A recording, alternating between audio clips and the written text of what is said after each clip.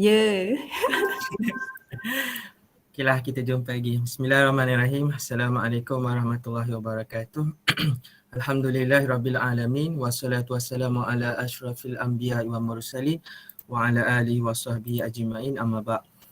Selamat datang dan selamat kembali kepada semua koordinator.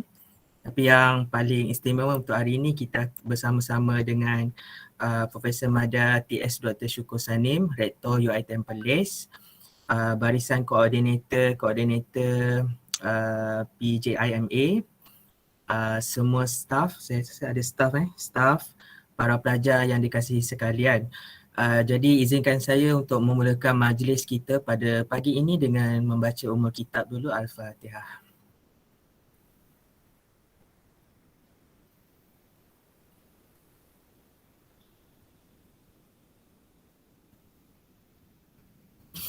Okey, untuk pengetahuan semua, untuk sesi ini adalah sesi yang terakhir lah bagi program secangkir kopi, secangkir kopi, iaitu kita bersama-sama dengan koordinator MASMED iaitu Cik Siti Sarina Sulaiman, dan tanpa melengah masa lagi, saya mempersilakan beliau untuk menyampaikan sedikit perkongsian. Persilakan Cik Siti. Okey, terima kasih Dr. Fazli. Assalamualaikum dan selamat pagi diucapkan terutamanya kepada Profesor Maja TS Dr. Syukur Sanim, Rektor UiTM Perlis, koordinator, staf-staf dan para pelajar yang dikasihi sekalian. So, izinkan saya pagi ini untuk mulakan sesi saya lah, sesi perkongsian secangkir kopi. Saya akan berkongsikan slide. Tak ada apa-apa pun, biasa je. Alright. Okey kah? Nampak kah? Nampak. Okay. So untuk hari ni saya nak sebut berkenaan satu pepatah, bukan pepatah, saying yang diperkenalkan pada saya waktu primary school dulu. Pepatah tu biasa je, tapi cara explanation diberi oleh cikgu saya waktu tu menyebabkan saya rasa tak puas hati. Memang tak puas hati, sangat-sangat tak puas hati cara dia explain tu. Kemudian sampailah saya besar sikit, ada Google and everything. Only then I did my own research and baru tahu sebenarnya ada maksud yang lain di sebalik pepatah tu.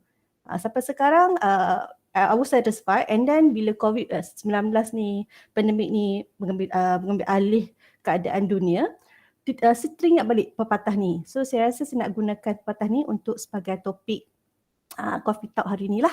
So izinkan saya untuk mulakan. Saya akan buat slideshow lah, senang sikit.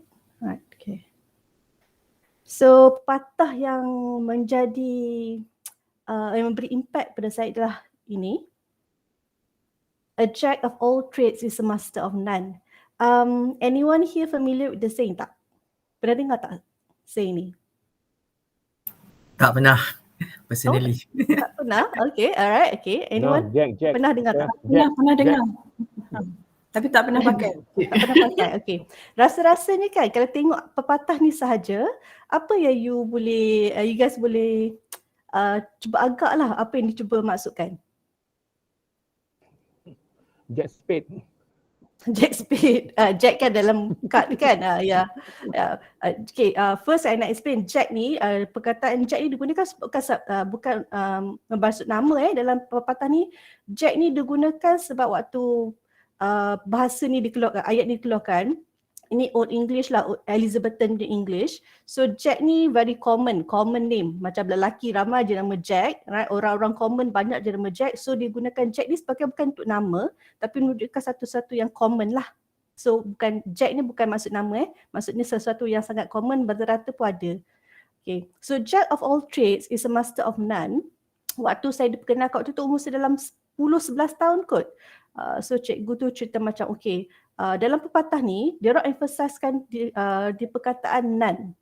None ni maksudnya tiada, tak ada langsung. So a jack of all trades is a master of none. Definition is yang orang faham, you pandai buat banyak benda, tetapi satu benda pun you tak mahir. Something like that lah. Right, maksudnya macam-macam you cuba buat, you boleh buat, tapi satu benda pun you tak master. You bukan you tak bagus lah dalam satu benda sahaja.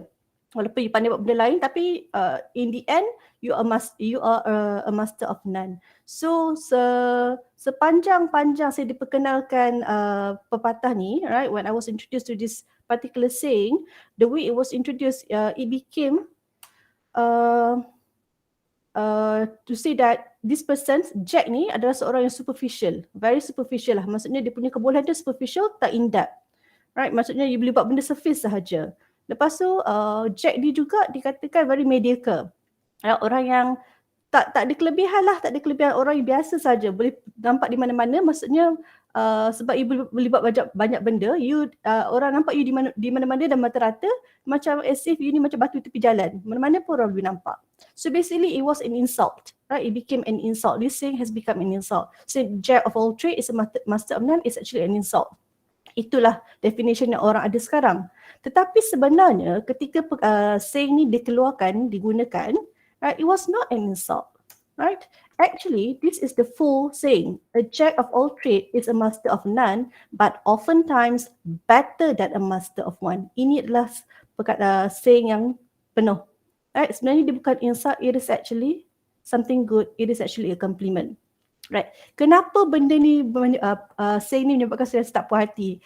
Waktu cikgu saya sebut saying ni, ialah I was 10, right? So waktu dia explain tu, dia kata orang yang banyak benda ni sebenarnya tak boleh pakai pun, orang tak heran pun dengan you mata rata macam batu tepi jalan. That's what she said. Alright, that's what she said. So saya terasa time tu, I was like so offended because my dad was a master of none. Dia pegawai polis biasa je, lance corporal, right? Pangkat rendah je, gaji tak banyak and everything. Tapi he was a jack. My dad was a jack, right? Even though he in terms of profession, right? He's not a master in his profession, but he has this ability to do a lot of things, right? You nak sudah masak. My dad sangat pandai masak, right? He can really dia boleh menjahit. Waktu zaman sekolah kena buat craft kan, my dad yang tolong menjahit. He can build things, he can fix things. Macam almari rosak, meja kecil tak cukup besar, dia akan buatkan meja tu. Nak swimming pool, dia buatkan swimming pool untuk kita orang. So he was a jack of all trades. So when my teacher said that jack of all trades is an insult, so I was offended. Right? Bertahun-tahun saya terasa lah benda ni. Sampailah saya dapat tahu sebenarnya saying dia adalah a jack of all trades is master of none, but oftentimes better than a master of one is actually a compliment. Baru rasa puas hati lah kan. Sebab yelah nak defend my own dad kan. So it's actually a compliment. So kalau tengok sejarah idiom ni, sebenarnya kalau tengok ke sini dia kata Robert Greene ni gunakan dalam booklet dia 1592. Tapi if I'm not mistaken, it was used way beyond that. It was something 13 something. Bukan 1592 lah. Waktu tu Robert Greene ni digunakan pepatah ni untuk describe William Shakespeare. Sebab dia nak puji William Shakespeare ni. William Shakespeare ni, kita tahu kan William Shakespeare ni orang yang menulis buku, cerita, poem. Tapi waktu dia buatkan salah satu dia punya cerita ni sebagai stage performance, William Shakespeare ni bukan duduk sahaja jadi macam pengarah ke apa, dia bergerak. Dia buat props, dia menghafal skrip, dia berlatih dengan pelakon-pelakon, dia tolong dengan kostum everything. So Robert Greene ni menggunakan pepatah ni untuk puji William Shakespeare. So basically this Jack is a person who dabble in many skills. Maksudnya dia cuba banyak benda rather than mahir dalam satu benda sahaja. Right? So actually it's a compliment lah. Right, contohnya Jack of all skills ni, of trade ni kita boleh kalau dalam perspektif lah, mungkin juga dalam hobi, alright, kita boleh macam-macam hobi, mungkin juga dalam life skill, right, or even survival skill, right. So yang saya cuba maksudkan macam kita lah, we have our own profession, right, we have our own profession, kerja kita stable and everything. The reason why benda ni muncul balik dalam kepala saya lah, sebab COVID-19 ni, di mana ramai sangat hilang pekerjaan, especially yang tak stable macam kita ni. So bila tengok terbalik, banyak yang hilang pekerjaan ni, kita pergi ke social media, banyak yang tiba-tiba berniaga, right? Sebab masmed sekarang kan, fikirlah sebenarnya ni, sebanyak berniaga. Kita nampak ada satu ni, saya tengok artikel ni, dia sebenarnya pernah jadi engineer. Lepas tu mak dia sakit, and then COVID pula, engineer tak stable lah pekerjaan dia. And dia berniaga apa? Taufu, if I'm not mistaken, tahu. Dia berniaga taufu sahaja. And then tiba-tiba Datuk Siti Nurhaliza beli taufu dia. Beli taufu dia, makan buat review. Terus viral. Sekarang ni dia gain a lot of followers, customers and everything. So kalau katalah dia engineer dulu, dia tak ada other skill, tak ada trade yang lain, right? Lepas tu dia punya main profession dia, engineer tu memang tak berjaya langsung dalam for COVID ni, mungkinlah dia tak dapat menampung kehidupan lah ketika COVID ni. Tapi sebab dia ada skill yang lain, masak tofu tu, sedap lah gamaknya, because saya tak ada rasa lagi. So dia dapat earn his own earning balik lah, dapat jaga mak dia yang sakit tu. Right? And then kalau kata macam itu untuk dia jadikan hobi dia masak tu untuk dapatkan earning lah, income. And then saya teringat pula macam my cousin, ini survival skill lah. My cousin dia pernah pergi mendaki gunung Jerai kot dengan kawan-kawan dia. Right? Okay, my cousin ni orang kaya lah, anak dia kaya, parents dia millionaire. Right? Tapi walaupun dia parents millionaire, parents dia campak dia kat sekolah, ke asrama, and he join banyak aktiviti lah. So he he learns the life skill basically. Tapi waktu tu tak sedar lagi dia ada survival skill lah. Dia macam belajar je masuk groups and everything. So sekali dia pergi panjat Gunung Jerai dengan kawan-kawan dia. Dia orang sesat. Memang dia orang sesat. Masuk surat khabar semua. Dia orang sesat a few days. Right? So waktu dia sesat tu baru dia sedar rupanya kelab-kelab yang dia masuk ni sebenarnya telah developkan survival skills dalam diri dia. Right. So dia survive lah, macam mana nak cari arah, nak tahan sejuk malam, macam mana nak cari air fresh water, how to find food in the forest dalam Gunung Jerai tu. So after like 2 days I think they were discovered and they were rescued. So for me, a jack of all trades saying ni bagi saya sangat bermakna.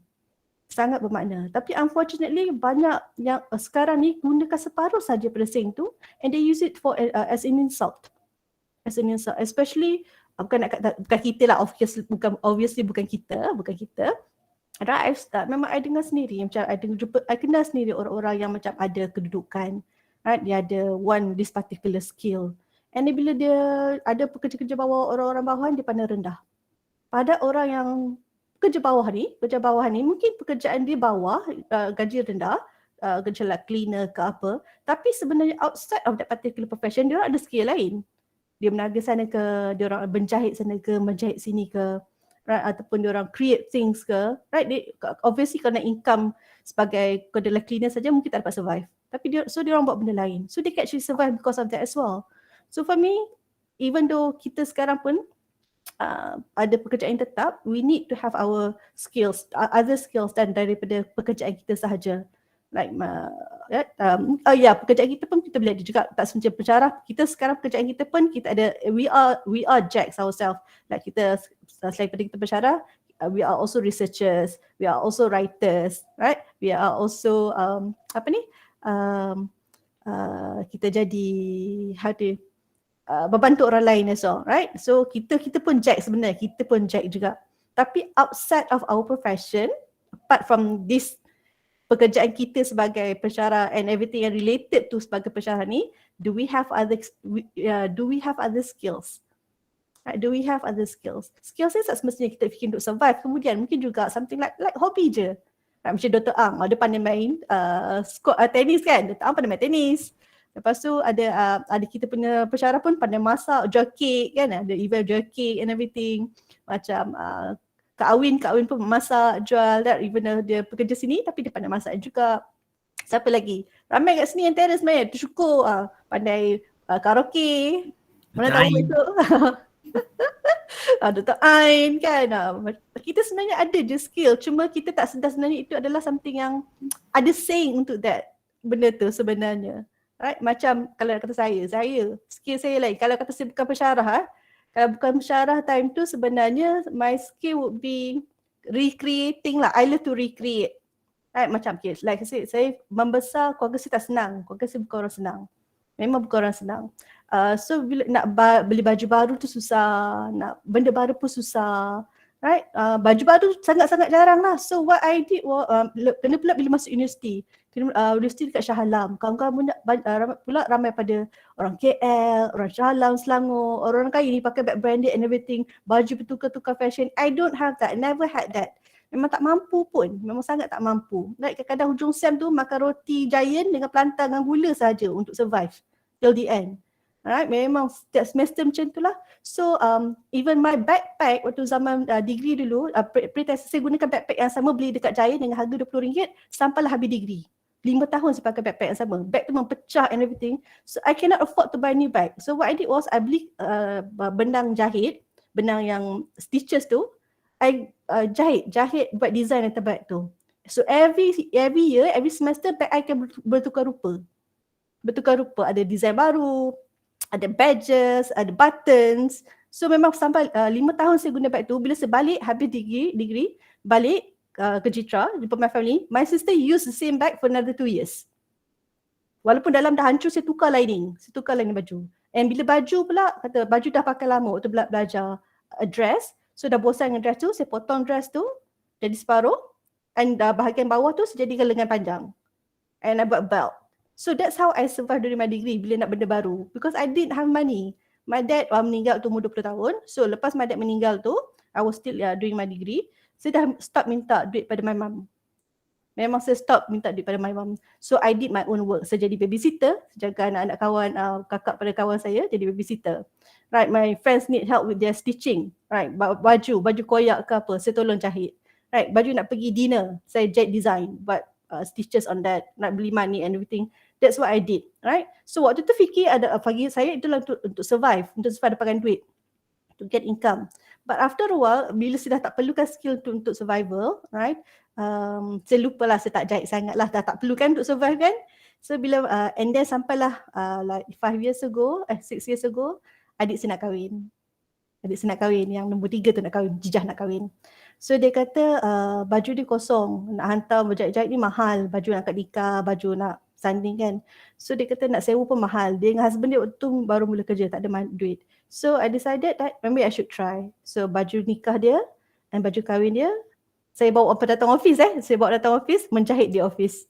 Jahit money, jahit design stitches and everything dekat lining, tak ada gambar right, kat baju dia. So jahit lah. And then 2 years ago, my younger sister nak kahwin, dia dah buat siap baju, dia tak ada veil. Veil dia kata mahal dia nak sewa veil, and veil kat tempat baju dia sewa tu dah buruk. So beli kain, beli net, I just jahit veil untuk dia. Jahit veil and everything. Adalah jahit. Okay lah. And dia mula plan dia kena nak sewakan veil tu lah untuk orang. Tapi lama dia sayang, kata first time I jahitkan untuk dia. So she's not gonna sell it lah. Alright. So itu would be my survival skill and life skill. As a life skill yang I boleh gunakan untuk my survival skill. I might not be good enough. I'm not a master in stitching ke menjahit, tapi would be enough lah. My friend yang tengok benda tu, dia kata enough to sell. Right, so that would be my skill. So I rasa macam everyone, even though you already have this fixed job, you need to have some sort of life skill. Right, macam it could be one day, kita tak tahu keadaan kan apa yang akan berlaku. Kita tak tahu apa jadi nanti pekerjaan kita, keadaan kita, kesihatan kita, family kita. So if we only depend, our survival only depend on one thing, kalau tiba-tiba kita tercampak somewhere else, might be a bit difficult to survive. Like even my late father, dia orang Melaka kan, dia ada all this life skill sebab roh atuk saya meninggal sangat awal. He was in secondary school, 13 ke 14 tahun, and dia ada 5 orang adik lagi. Right, so my grandma waktu tu she had depression waktu my grandpa died, because my grandma was really young when she got married. She got married when she was 13 kot. 12 to 13. My grandma got married when she was 13 years old. 13, 14 years old macam tu lah. So dia dapat dalam masa umur dia baru awal 20-an, dia ada 6 orang anak, my grandpa meninggal. So she got into depression. Right, dia got into depression. My dad lah terpaksa jaga family dia. Dia belajar masak, dia belajar menjahit, dia bekerja sambil sekolah. And then bila adik-adik dia besar, adik dia semua masuk U. My dad dia tak, habis sekolah terus bekerja. So throughout his life, dia memang rasa rendah diri lah. Dia selalu macam sebut kataan, tak apalah anak polis je. I terasa waktu tu I lepas SPM, Lepas SPM, I tak sama belajar terus. I never like school. I benci sekolah. I benci sekolah. I tak suka sekolah. So, I tak suka sistem persekolahan. Alright, it's not like I don't like learning. I don't like school. Right? I did like school. So it's not like I don't like sampai sekarang pun sebenarnya. And then waktu tu my uncle pointed out, kenapa Sarina tak semua belajar? Macam tu like that. And then my dad said this, tak apalah anak polis nak buat macam, anak polis je kan nak buat macam mana. So memang terasa lah time tu, sangat terasa. Alright. Tapi the fact and semua macam orang pun macam kenapa my dad polis je, adik-adik dia semua kaya raya, millionaire, orang besar and everything. So my dad memang rasa rendah diri lah sepanjang dia besar. Dia rasa kecil hati and everything. So tapi at the same time orang-orang yang bukan daripada family macam sangat they really like my dad because he can do a lot of things. Even my mom kahwin dengan my dad pun sebab dia punya skill lah sebenarnya. Bila my dad orang Melaka pindah Kedah, dia sewa rumah my grandpa, right? Oh, lepas tu pandai lah. Orang selalu cakap nak menangi hati suami melalui perut kan? Tak. My dad menangi hati my mom and my grandparents melalui perut dia orang juga. Dia selalu masak. Lepas tu hantar lauk. Hantar lauk sambil mengorak my mom lah. Hantar lauk, mengorak my mom. Hantar lauk, mengorak my mom kan? Lepas tu lepak kat tangga. So berjayalah kahwin dengan my mom. So even though I never had the opportunity to tell my dad that he's a great dad lah in terms of skill. He taught me a lot of things. Kita orang tak sekepala. Memang kita tak sekepala. Selalu bergaduh. Memang tak sekepala sangat-sangat. Because he like one thing, I don't like one thing. Alright. Tapi I learn a lot from him. I tak dapat grab all his skill lah. I belajar pada dia in terms of survival skill. Macam memasak, I tak pandai masak sangat tapi enough to survive. You takkan mati lah kalau I masak. Macam tu je lah kesimpulannya. But I can actually cook and feed people. So, sedap kan? asalkan boleh makan, tak masuk hospital. Itu je. Yang penting tak siapa pernah masuk hospital bila I masak. Alright. So, menjahit boleh lah. Bertukang boleh lah sikit. I know lah how to use my equipments. Those kind of things. Macam waktu bumbung merosak ke and everything ke, waktu in my 20s, I lah orang yang akan panjat bumbung, betulkan tiles serta bumbung, betulkan aerial, betulkan this kind of thing, terjun longkang, betulkan piping and everything. Those things I learn from my dad lah. My mom pun ada juga, tapi I more to I nak my dad lagi lah in terms of doing certain things. Sekarang buat juga ke, Miss? Miss yes, sekarang buat jugalah. Buat juga lah everything. Macam cakap benda-benda kecil-kecil kat rumah tu sebab 3 seorang kecil-kecil kat rumah tu I buat sendiri je. Macam pipe bocor ke, tukar light bulb ke, apa benda ke, buat sendiri je. Macam even my rumah pun semua I cat sendiri, I design sendiri and everything. So because of my dad, he taught us to be independent. Right, macam you have to have skills to live. Yalah, waktu tu dia ajar sebab dia tak ada ambition tinggi lah untuk anak-anak dia. Sebab bagi dia anak-anak polis je kan. Bapak pun polis je. Macam nak ajar apa kat anak. Bagi dia itu, dia punya mentality. I never had the opportunity to tell my dad that that mentality of his, dia punya skill yang dia ajar kita orang menyebabkan kita orang dapat independent sampai sekarang. Dapat macam, even though I'm alone, tak ada husband, tak ada anak, tapi macam I can still survive, I can do things on my own. Kalau I keluar sekarang pun, berjalan mana-mana pun, tak balik lewat malam pun, my mom takkan call. Sebab dia tahu I can take care of myself. Tapi kalau I keluar dengan my siblings, dia akan call lah mana adik.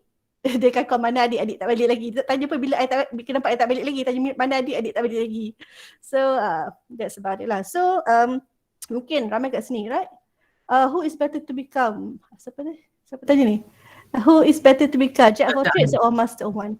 Okay, kalau ikut this lah, kalau kita sebenarnya even in Forbes oleh by Jodie Cook, right? Jodie Cook, she's an entrepreneur, right? She wrote in Forbes.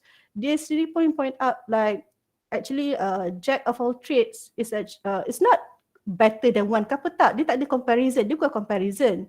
Dia bukan nak comparison. Someone who is better than one pun okay je. Contohnya macam professional like scientist ke, doctors ke, right? Dia memang fokus untuk dia punya skill tu sahaja. Bagus, dia contribute je macam like jaga safety and everything. No problem. Tapi kadang-kadang when you actually live in a society, living your life, you need to have some sort of other skill. Tak ada, rasanya semua orang ada skill lain, bukannya satu skill saja, mustahil kot. Mesti ada life skill kan, at least kan. Maybe lah life Ada, skill itu. betul. Lah, maybe lah life skill tu kalau you fikir, oh life skill ni nak kena tolong aku survive dalam wilderness atau tolong buat duit, maybe lah tak ada. Maybe lah kita tak ada. Tapi we do have other skills actually. Kita tak sedar je kadang benda yang kita selalu buat sangat, kita tak sedar pun sebenarnya itu adalah life skill ataupun other skills. So kalau ikut Jody Cook ni pun entrepreneur, dia sebutlah pasal dia bercakap dengan entrepreneurs yang lain, scientist yang lain and everything. Semua pun point out sebenarnya dia orang punya skill ni, being jack of all trades ni, help them in their own profession. Menyebabkan dia orang lagi bagus dalam profession dia orang. Right? So, like us lecturers, right? Kita punya profession lecturer saja, tapi kita ada skill lain like writing, society contribution, alright, experimenting. So benda tu menyebabkan kita bukan sahaja menyumbang kepada profession kita, tapi juga kepada society and other people. Right? We are in one way or another are jack of all trades, right? But some of us are actually master of certain things. Like this one guy lah, memang overachiever lah Muhammad ni. Pernah tengok tak dia ni? This guy. Johnny Kim, age 37, changed his career 3 times and has achieved become Navy SEAL, trained Harvard doctor and NASA astronauts. So dia ni overachiever lah basically, right? Dia memang, dia adalah master, he is actually professional in these 3 profession.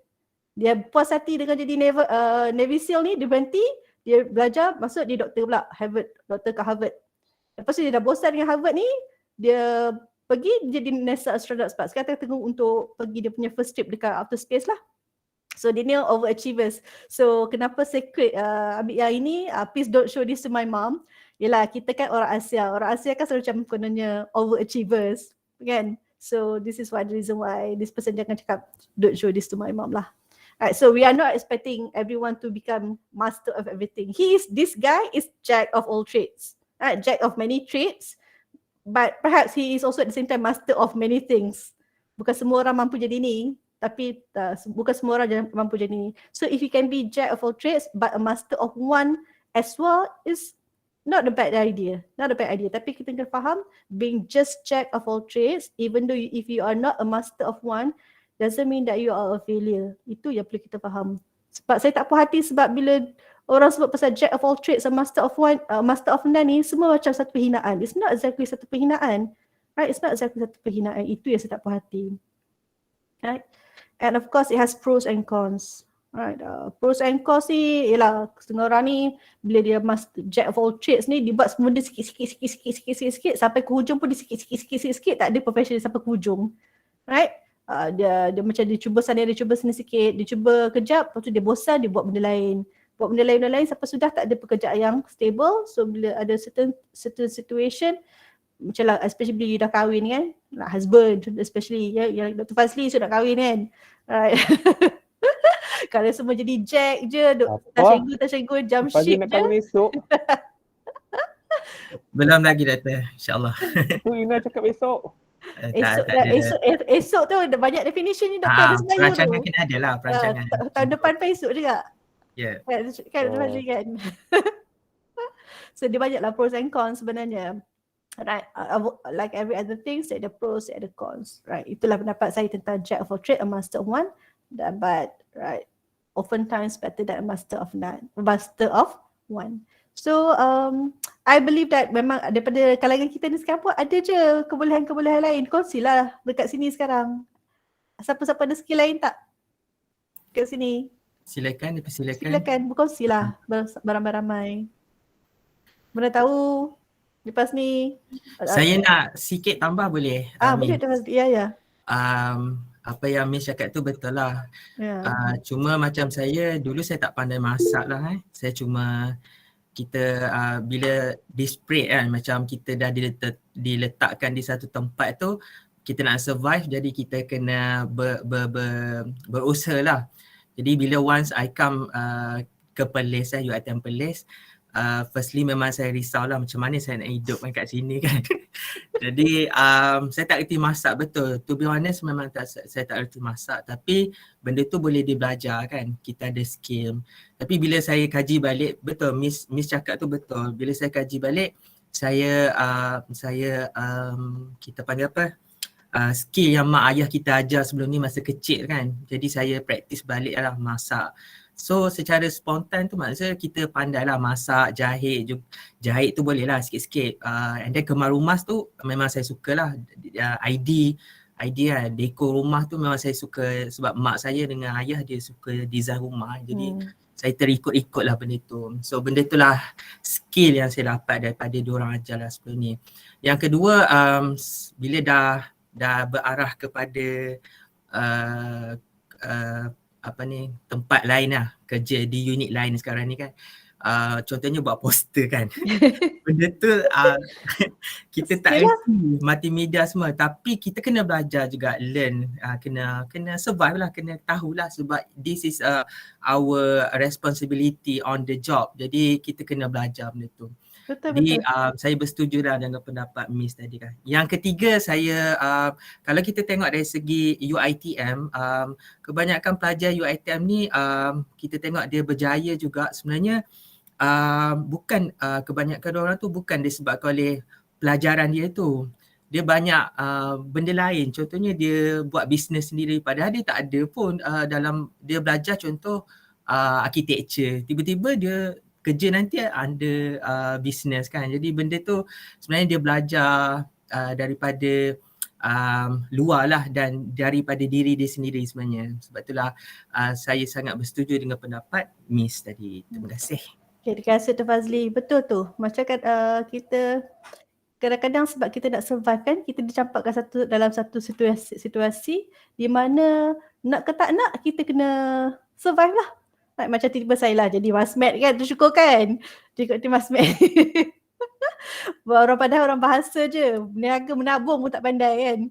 Tapi lepas tu kena belajar and rather than complaining, I learn how to manage. InsyaAllah I will do my best lah in this position.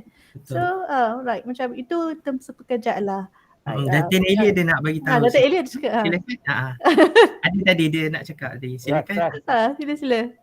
Dr. Ras tadi. Silakan. Okay. Tadi ada berbincang jugalah di tepi kan. Macam ada cakap apa skills kita, tapi pendapat saya macam kadang-kadang tu situasi tu yang kita hadapi tu akan, bila kita hadapi satu situasi tu baru kita akan tahu kita ada kelebihan lain-lain kan. Situasi tu yang memaksa kita ataupun untuk kita bangkit ataupun untuk ada satu skill tu. Saya cuma nak kongsi waktu saya PhD, saya menyambut baby housemate saya. Memang scary sebabnya kami housemate saya pun student PhD, husband dia tak dapat untuk sama-sama lah kat New Zealand kan. Jadi sebenarnya kami dah buat preparation untuk dia bersalin lah kan. Lepas tu nak dijadikan cerita midwife tu tak sempat sampai, so saya lah yang menjadi midwife yang tolong menyambut baby tu. Bayangkan waktu tu saya sangatlah takut. Saya sendiri tak pernah bersalin, tak pernah tengok orang bersalin. Waktu tu memang takut sangat. Tapi saya cuba kuatkan diri untuk housemate saya sambut baby tu. Waktu tu midwife on the way. Lepas tu midwife tu bagi arahan lah daripada dari phone kan. Dia kata okay buat macam dia. Lepas tu kita pun pegang baby tu, memang takut sangat. Saya cuma tengok apa yang saya tengok kat TV je. Lepas tu doa banyak-banyak dan alhamdulillah semua okey. Dan after tu saya belajarlah untuk jaga baby sebab kita tak ada siapa-siapa kan, so jaga baby. Waktu tu pula saya belajar tukar lampin kan. Satu pengalaman lah untuk saya untuk try to balance between studying and also jaga baby and also my housemate lah. Itu sajalah fokus saya. Yang lain tu kalau dalam segi kerja tu macam yang Ina cakap lah, kita kadang-kadang kita diberi tugasan yang mungkin di luar bidang kita. Contohnya penulis adalah kan penulisan lain. So jadi kita macam belajarlah dari situ kan untuk kita improve our skills. Saya itu saja kongsian. Terima kasih Dr. Razlina. Betul macam Dr. Razlina cakap. Kadang benda situasi yang menakutkan macam tu, yang desperate macam tu kan, kita jadi macam terpaksa. Saya pernah juga macam saya mabuk darah yang sangat teruk. Saya pergi blood test pun doktor tarik syringe tu, Saya pandang sebab saya cakap doktor saya dah pandang belah kanan tau. Saya tutup mata macam tu. And then lepas tu dah habis tarik keluar darah tu, saya tanya doktor dah settle ke? Dah settle. Bila tengok balik sebenarnya doktor tu tengah pindahkan darah saya pada dalam vial. Terus light-headed, terus macam jalan pegang dinding. Mabuk darah teruk punya. So tapi a few years back, dalam 4 tahun lepas kot, ada accident depan pintu gate A. Ada accident, kita punya cleaner berlanggar dengan satu motor lain. Bertembuk mata pelanting lah dia orang. Memang berdarah tengah-tengah jalan. Time tu kan macam saya lupa langsung kata sebenarnya mabuk darah. Tentang hujan turun, saya turun tolong masa kemalangan kan. Memang berdarah and everything. Waktu tu lupa langsung kata mabuk darah ni. And then dah settle semua, dah buat report polis. Saya singgah rumah kawan saya untuk tukar baju sebab dah basah lencun, hujan. Tengah drive nak balik tu, tiba-tiba teringat balik scene accident tadi. Terus pening. Melelong buat kereta, berhenti tepi jalan sebab mabuk. Baru teringat balik kata aku nampak darah banyak tadi. So waktu tolong Mas kemalangan tu, saya tak ada skill CPR ke semua benda tu tak ada pun. Tapi teringat tengok dan cerita. Macam tidak teraslah tengok rancangan TV kan. Tengok orang patah tangan ke apa kena buat. Buat macam tu lah, buat anduh, emergency punya anduh. Betul ke tidak kami buat tu tak tahulah waktu time tu kan. Tapi sometimes skill tu sebenarnya kita ada sebab kita kalau dah belajar macam tu je tengok TV and everything, tapi kita tahu sebenarnya kita boleh gunakan skill yang kita dah belajar tu. Those are actually it's not exactly a quiet skill, but skill yang kita copy. We are not the master of that particular skill, tapi kita more or less dapat gist skill tu. Same goes like I said, I hated school before. Saya memang tak suka sekolah, memang tak suka sistem persekolahan Malaysia. Sangat bertukar-tukar, sangat fokuskan in terms of theory rather than practicality. So waktu saya ambil science lah, applied science kan. Belajar fizik and everything, memang masuk dalam kelas tu memang macam macam konsep apa benda ni kenapa aku dah belajar benda ni tak praktikal kan, those kind of things. But belajar fizik and everything macam momentum sebenda kan. Tapi saya tak pernah terfikir time tu kata benda tu berguna pun sebab I know I'm not interested in those kind of thing. I'm not interested in like fizik ke biology ke apa. Tapi it happens, thing happens later on way in my life when I was around 24 kot. Waktu tu bawa kereta my dad, kereta lama, kita Ford Escort lama yang berat tu. Tengah drive di Jitra, tiba-tiba brake tak ada. Brake tak makan. Memang brake tak ada, tekan brake tak makan. I was driving. Time tu cakap sudah. Waktu tu Jitra tak banyak traffic light lagi. I was driving, brake memang tak makan. Waktu tu fikir macam mana nak ke tepi, nak berhenti tanpa accident. Saya drive, saya teruskan drive, saya tak tekan minyak, saya tak hujung jari je. Sampai dekat one point ni, just before traffic light tu tengah merah, tapi saya tahu saya kena elak sebelum sampai ke traffic light tu. Sebab kalau saya sampai traffic light tu, saya tak berhenti atau mengelak lagi, I will get into an accident. So sampai di just before traffic light tu ada U-turn. Saya rasa itu je saya punya tempat yang saya boleh gamble untuk buat U-turn. Kita masih meluncur, sampai ke U-turn tu, just before the U-turn like around 50 feet, saya tarik handbrake. Pusing, saya buat drift lah basically, drifted dekat U-turn tu, saya berjaya drift. Elok saya dapat U-turn, saya lepaskan handbrake terus meluncur macam tu saja. And saya biarkan kereta meluncur sampailah balik rumah. Stop that.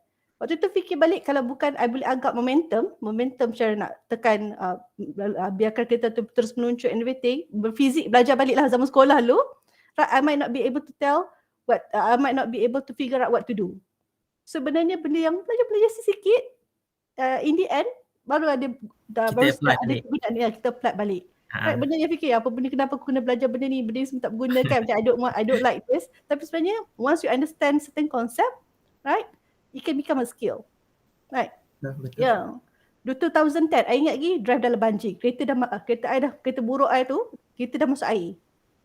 Right, I keep on driving dalam air, sampailah berjaya balik rumah, right? So things that you learn and tengok kat TV je, tapi you know how to apply it, it become a skill. I'm not going to say that kalau I buat lagi sekali akan jadilah berjaya dengan jayanya macam before, but sometimes kita ada berada dalam situasi yang terpaksa keluarkan skill yang kita tahu kita ada, right? Tapi itu skill kita tak tahu kita ada, tapi skill yang kita tahu kita ada, kalau boleh kita terus develop lah. We should develop the skills that we know that we have, because ada Fazil ikut siapa yang single kat sini kan, siapa student ramai single kat sini kan, not just the girls, the guys pun, like my dad, dia mengorat my mom and the whole family melalui masakan dia. Right? Bila kau masukkan di mana tahu? You masak lah. Sama? You, my dad, ya sama kat betul kan? Ada Fazli kan? You masak lah. Saya belanja je. Saya tak masak, saya belanja je. Belanja masak lah. Ha. Right, okay. Mana tahu, right? It will help you to continue in your life, right? Dapatkan pasangan ke, dapatkan jawatan ke, kerja ke, buy things. Bukan rasuah bukan rasuah. Betul. Membantu untuk teruskan kehidupan, kan? Maju ke hadapan. Right. Okay. So, itulah. Boleh Miss Sarina kita tambah lagi soalan? Ni boleh? Sebab rektor kita mohon Dr. Ain boleh ceritakan sedikit skill dia. Boleh. Dr. Ain. Sharingkan 1-2 minit boleh? Okay, nama diseru. Okay. Okay. Sharing skill lah tentang skills ni. Bila kita desperate, maksudnya kita tak ada siapa boleh buat. Kita je yang so kita akan learn, kita akan buat lah. Contoh macam saya dulu saya tak pandai drive, saya takut lah nak drive KL kan. So ayah saya bagi kereta kancil tu, dia kata pandai-pandai lah, jalan lah. So hari first tu okey lah, Zaini ajar kan, dia bawa pergi kerja. Lepas tu esok kena pergi sendiri. So seminggu tu memang pernah kena hentam untuk kereta orang lah. Memang pergi KL, saya first time malam KL kan. So bila kita desperate, kita akan pandai. Lama-lama saya terror lah. So lepas tu ceritalah macam mana pun jalan KL lah. Kacang lah sebab kita dah ni kan. So masa mula-mula tu memang kalau ada masa time tu kalau ada grab car ke yang banyak, memang saya naik grab. Memang saya takut nak drive orang KL kan. Tapi bila kita dah desperate ni, saya rasa kita akan buat lah. Macam contoh macam Dr. Raj cakap jaga baby tadi kan. Bila dah tak ada orang yang boleh kan, memang kita akan buat jugalah. Tak ada cara, kita kena buat. Betul. Betul. Macam student kita lah. Macam my ex-student, waktu belajar English kan, kat sini cakap macam itik bahasa Inggeris tu. Padahal dah belajar 11 tahun dah kat sekolah. Masuk universiti still cakap macam itik, sekolah primary lagi. Tiba-tiba dia sambung master dia dekat US tentu, berair cakap bahasa Inggeris sekarang. Kita pasal survive kan? Kita pasal survive di sana. Belajar di bawah tekanan tu kita lagi cepat lah rasanya. 14 tahun belajar kat Malaysia bahasa Inggeris, tak lepas cakap itik lagi. Sampai ke US terpaksa survive, 3 tahun balik cakap berair bahasa Inggeris tu. Survival skill kan, jadi survival skill dah benda tu. Itulah, skills tu boleh ni lah. So salah satu cara dia itulah. Kalau kita terdesak memang kita belajar. Contoh macam selalu kita minta husband buat kan. So bila dia ada memang kita tak pandai buat. So bila dia tak ada kita boleh je buat sendiri. Buka balang pun dah tak kuat kan. Itulah saya. Okay. Thank you Dr. Ain atas sharing. Datin Eli ada nak cerita ke? Tu ada soalan tu. Rektor ada bagi soalan dekat chat. Fazli. Macam mana Ina Fazli bertindak? Saya bukan saya cakap yang Ina Dr. Fazli cakap masak sedap orang lain cakap tadi. Siapa cakap tadi? Tak ada doktor. Ni saya beli je, saya tak masak. Okay. Ada lagi soalan Dr. Tajul ke, Dr. Wan ke? Nak sharing ke? Nak tanya soalan silakan, ataupun para student-student nak tanya silakan.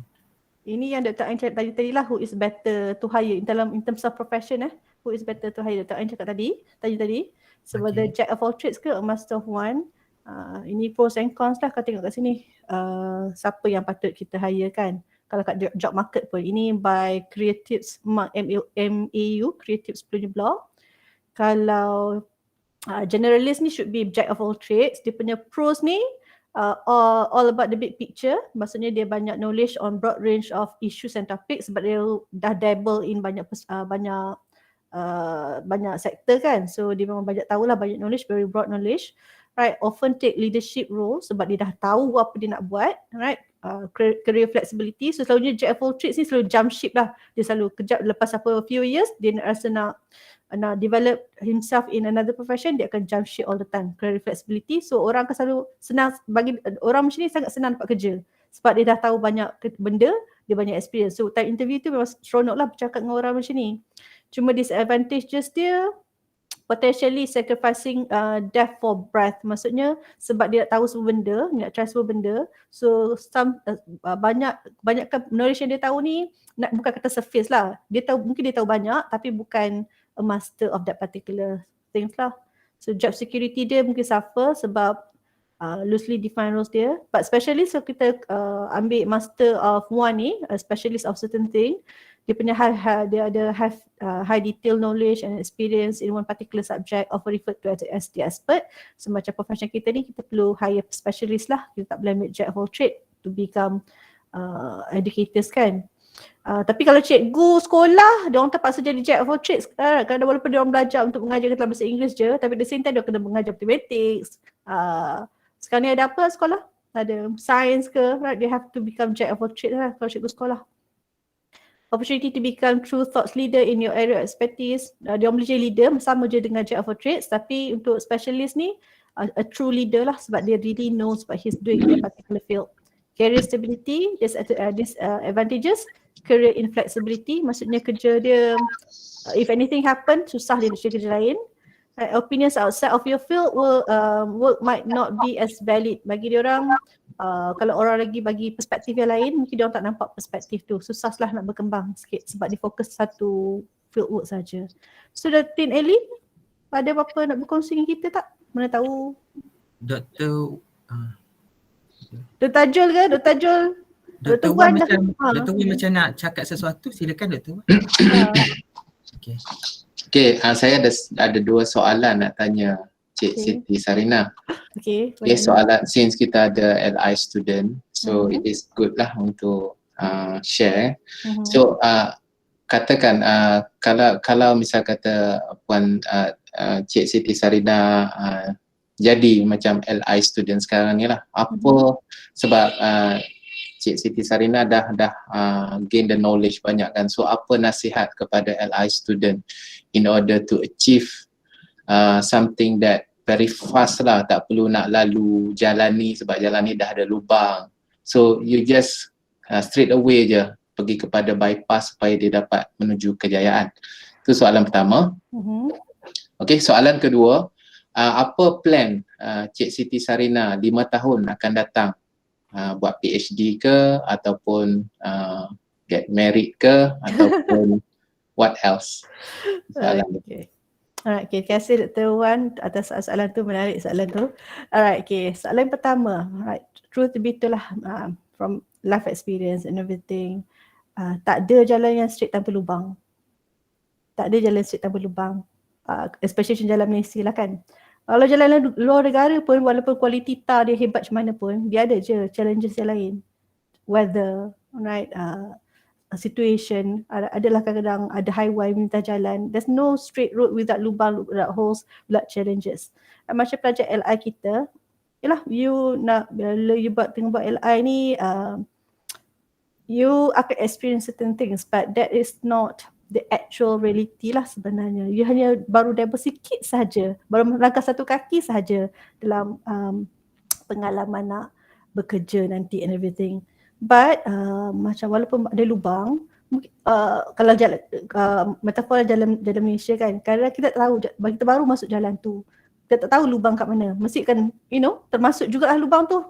Termasuk, so kereta you pun akan factor, you pun akan tergoncang-goncang and everything, right? Tapi hakikatnya kita terpaksa lalu yang jalan yang sama setiap hari. Macam pergi kan. Tapi once you dah tahu lubang tu di mana, you akan belajarlah cara nak mengelak lubang tu. Right? You akan mengajar cara mengelak lubang tu. So, terlanggar lubang tu, kalau terlanggar lubang tu, jangan katakan, satu halangan. Penatnya lah asyik langgar lubang je. Kenapa lubang ni perlu ada? Dan rather than jadikan satu bahan untuk jadi bahan keluhan, kita anggap itu adalah satu life experience. Sebab kalau jalan you terlalu lah lancar, smooth sangat, jadi bosan. Tak ada benda you nak bercerita kemudian. Right? I banyak cerita sebab I banyak melalui banyak benda kan, so I have a lot of stories. So, you have to cerita and then you learn skill lah you develop. You terlanggar lubang tu, you dah develop skill. Okay, kat sini ada lubang, I tahu macam mana nak mengelak, I tahu di mana nak mengelak and cara nak mengelak. I know how to solve this particular issue. Isu tu mungkin tak dapat kita sendiri tak dapat selesaikan lah kalau kita tak ada kuasa untuk nak tampal lubang jalan kan.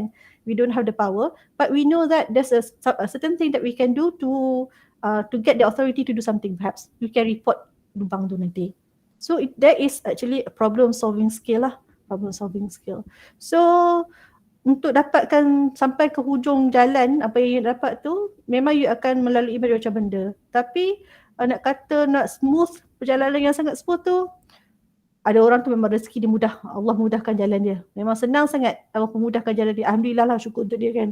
Tapi untuk normal people, common people like us, like my life has never been easy. I nak benda memang I kena berusaha, I kena buat something. Kalau I tak take action, I will never get it. So kalau I tak ada benda I nak, I tak dapat, itu sebabnya I sebab sendiri I tak buat apa-apa. I berangan je nak benda tu. Teringin nak kaya, tapi tak kaya-kaya kan, nak makan gaji je. Sebab I tak buat benda untuk dapat kaya, untuk jadi kaya instant kan. Perkataan ada skill, tapi tak guna pun skill tu untuk kaya. Because I choose not to. Right? Tapi kesimpulan macam Dr. Wan tanya dia, apa nasihat untuk pelajar LI kita? Persevere lah, persevere. Jangan mudah mengalah. You nak mengeluh tak ada masalah, mengeluh lah. Right? Normal untuk mengeluh. Tapi lepas mengeluh tu, think about it again, figure out how to berhenti mengeluh tentang benda yang sama. Right. Elaklah lubang tu ke, cari jalan lain ke, pusing sikit ke, maneuver sikit kereta besar sangat bawa motor besar sangat bawa basikal besar sangat jalan kaki, lambat tak apa asalkan selamat. Right. Okay, untuk soalan yang kedua, perancangan 5 tahun, yes, I'm planning to do my PhD. Tapi ada isu sekarang, sebenarnya isu I tentang PhD ni, saya ni seorang yang sangat cepat bosan. I like to do, I am Jack.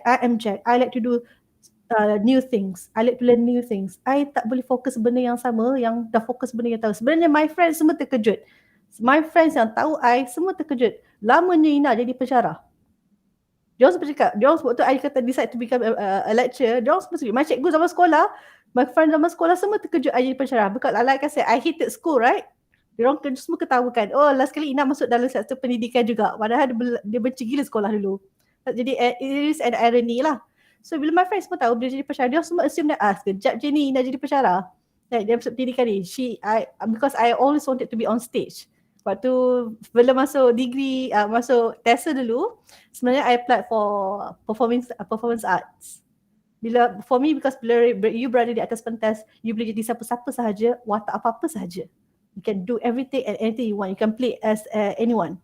That's what I wanted to do. Right? Mestilah mak saya orang Asia kan, mestilah ketibai. Mak marah lah, apa benda mengarut nak berlaku-berlaku ni kan. So I did not get to become a performance artist. Tapi waktu TESA tu I masuk juga theater. So I dapatlah merasa jugalah berlakon atas pentas a few times. Right, pegang watak utama and everything. So tak apalah. So soalan yang Dr. Wan tadi, yang I'm planning to do my PhD, tapi I'm still looking at something. It has to be related to English, tak paksa lah kan, per profession. Tapi I'm looking at something that di mana tak constrain sangat, tak fokus sangat just on English. Right? And kat Malaysia, unfortunately kat Malaysia tak banyak perspektif tu, peluang tu. So I'm looking for a way to dapat apa yang I nak, tapi at the same time memenuhi jugalah kriteria profession. That's my batu halangan sekarang, tapi I'm still looking a way for go through it. Macam mana nak melalui lubang tu. That's what I'm doing. Kahwin tu same macam ni lah. In terms of nak kahwin ni, bukan saya kata saya tak nak kahwin. Kalau ada jodoh, adalah. Tapi saya dah plan dah dengan best friend saya, Cik Yang Saleha.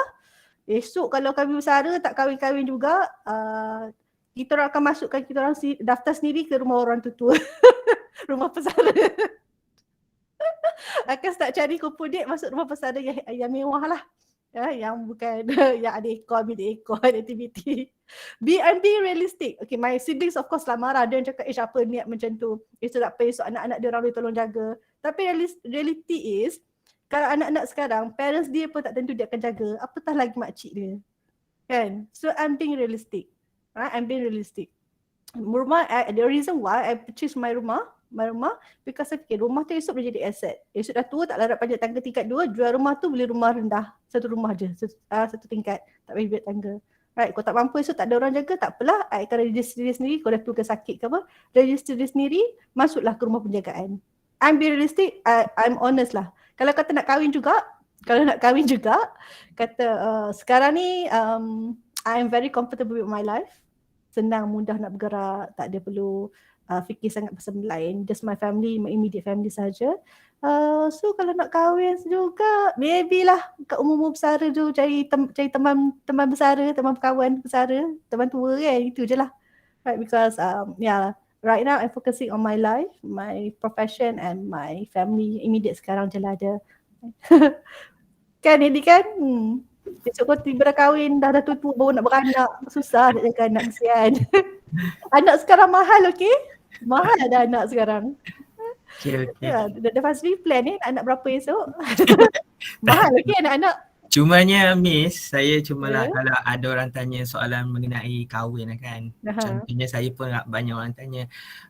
Senang je, saya peganglah kata-kata siapa hari tu. Dia kata ada seorang ustaz cakap kalau macam jodoh kita belum ada lagi kan. Maksud dia itu adalah hints Allah nak kita berbakti kepada ibu bapa dulu sebenarnya. Jodoh tu memang Allah dah tetapkan. Kalau ada, kalau tak ada tak apa. Jadi kita kena positifkan dia lah. Maybe masa kita usia muda, masa kita belajar dulu, kita tak ada masa langsung dengan mak ayah.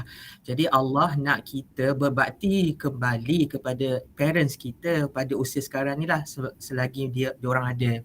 Jadi maybe jodoh kita tu lambat sikit sebab Allah nak bagi yang terbaik untuk kita. The best Allah bagi tu memang Allah kan the best planner kan. Jadi jangan risaulah pasal benda ni, insya-Allah. Betul. Kan kita kena ikut je apa aturan yang Allah bagi itulah. Tapi kita kena usaha lah macam tu. Macam itulah. Betul kalau orang tanya saya tak kisah. Saya ada mak ayah lagi, jadi we need to berbakti lah kepada mak ayah tu dulu. Sebab bila mak ayah kita dah tak ada, kita dah hilang satu mujizat yang paling terbesar. Sebab mustajab doa itu adalah daripada mak ayah kita dulu kan. So kalau dah tak ada, memang kita menyesal lah selama-lamanya. Macam itulah kot. Betul Fazli, terima kasih. Saya setuju sangat. Contoh, especially like saya sekarang tinggal my mom sahaja kan. My grandparents tak ada, my dad pun tak ada. She's my only parent that I have left, alright. So my focus is on her lah. Dia nak buat apa, dia nak pergi mana, right? I will focus on her. Sebab my siblings semua dah kahwin. Of course, kita orang selalu berkumpul di rumah my mom, tapi dia orang pun ada family sendiri. Susahlah nak layan my mom lah. She wants to go outside and everything. So I would be her driver. I would bring her to places. So my mom pun memang dah tak complain. Dia memang tak complain pasal I single, tak kahwin. Mula-mula dia sebut pun dulu pun sebab orang-orang keliling sebut. Dia sebut lah juga. Tapi after a while dia macam bila orang bertanya, dia sendiri akan tolong jawabkan. Biarlah kat dia, okay dia seseorang dia tak ada masalah. Kenapa nak susahkan hidup? Macam tu lah kind of thing, right? So yeah. Kita boleh tengok dalam surah Al-Mulk kan, kalau kan selalu baca kan, allazi khalaqal mauta wal hayata liyabluwakum ayyukum ahsanu amala. Aku jadikan manusia itu hidup dan mati adalah untuk aku uji mana satu yang the best the best yang dia buat lah. Okay? Bukan Allah nak tengok siapa yang kaya, siapa yang miskin, tak. Allah jadikan kita hidup dan mati ni adalah Allah nak tengok mana satu hamba-Nya yang beriman pada dia sebenarnya. So peganglah pada kata-kata itu, insya-Allah hidup kita akan aman damai lah kan. InsyaAllah, amin. Okay? So kita dah habis ke penghujung rancangan. Jadi sebelum saya conclude ni, ini adalah program yang terakhir lah bagi tahun ini dan terakhir lah bagi saya mengendalikan program secangkir kopi ni. Itu pasti ingin nak bukan kurma ke? Dari tadi kurma. Okay, jadi sebelum saya concludekan dia ataupun saya tutup, izinkan saya untuk memanggil ataupun introduce kembali lah koordinator PJIMA yang banyak berbakti lah sebelum ini. Boleh Doktor, kita start dengan Dr. Wan dulu, nak cakap sesuatu, adakah program ini bermanfaat ataupun diteruskan lagi ke? Bolehlah Dr. Izan, dalam berapa second je boleh? Macam tu, 20 second je boleh. Okay, Assalamualaikum. Program, kenaan dengan program. So saya ialah memanglah kita pada mulanya adalah juga discuss dengan Dr. Syukur bukan discuss lah, and then Dr. Syukur ada bagi tahu lah berkenaan dengan objektif utama program ni. So bila saya tengok, so it is good lah untuk kita berkongsi kemahiran ataupun kepakaran based pada pengalaman. So saya rasa instead of kita berkongsi kepakaran dari segi bidang tumpuan masing-masing, it is good to have orang kata kepakaran yang di luar daripada bidang kita. So dengan cara tu kita boleh berkongsi dan kita boleh memberikan sedikit idea kepada orang-orang lain in order to get something yang dia rasa macam berguna untuk mereka lah. So saya rasa benda ni sangat-sangat bermanfaat dan Alhamdulillah banyak benda yang saya tak tahu sekarang ni saya tahu. Okay, based pada perkongsian daripada koordinator lah. So saya harap supaya benda ni dapat diteruskan untuk penggal yang seterusnya lah, insyaAllah. Okey, terima kasih banyak Dr. Wan. Seterusnya kita persilakan Dr. Nurul Ain. Boleh cakap sesuatu ke? Boleh. Okey, Assalamualaikum. Berkaitan dengan program ni, saya rasa kita patut teruskan sebab dia macam refleksi lah kepada diri dan juga kita bukan cakap tentang akademik je, kita sharing tentang life, tentang macam mana kehidupan, advice sesama sendiri dan juga kita macam motivasi jugalah untuk diri. So saya rasa good untuk improvement lah. Okay, macam ada buku motivasi yang selalu saya baca yang Chicken Soup tu kan. Chicken Soup for the Soul tu kan. Lebih kurang macam tu lah saya rasa dia punya series dia tu. So bagus untuk teruskan. Terima kasih banyak Dr. Ain. Saya boleh dipersilakan koordinator ICAN yang terbaru Dr. Tajo. Assalamualaikum dan selamat pagi semua. Terima kasih Dr. Fazli.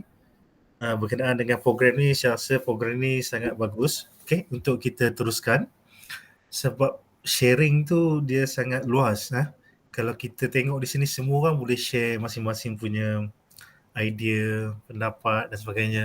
So kita dapat belajar daripada orang lain kan, pengalaman, skills tadi Ina baru cerita pasal skill which is kadang-kadang ialah motivasi tu kalau kadang-kadang dia daripada orang yang dekat ni dia lagi berkesan kan. Saya rasa bagus untuk kita teruskan di penggal yang seterusnya insya-Allah. Okey, insya-Allah. Terima kasih Dr. Tajo. Dr. Ang, silakan Dr. Ang. Okey. Tak dengar Dr. Ang.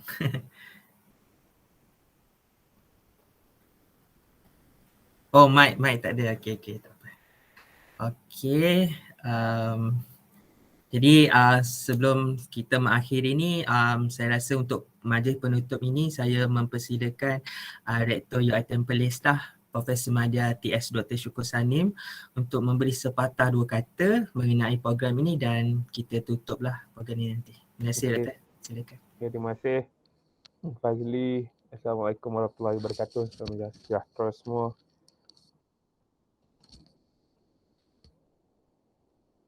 Sekejap. Okey. Yang saya hormati barisan koordinator buah PJI, Dr. Izhan, Dr. Ain, Dr. Tajul, Dr. Ang, apa lagi Siti Sarina. Kemudian staf-staf bahagian PJMA dan juga pelajar-pelajar latihan praktikal buah PJMA lah. Dan juga nampak sini ada penyelaras bawah unit-unit dan bawah bahagian PJMA. So itulah basically the idea of secangkir kopi ni adalah tujuannya adalah more pada kita nak refleksi diri lah. Okay. Dan juga untuk kind of sesi perkongsian untuk pembangunan diri kita jugalah. Okay. So daripada beberapa siri yang kita dah ada, saya rasa ada dalam berapa Fadli? 7 ke 8 siri ni. 7 dah.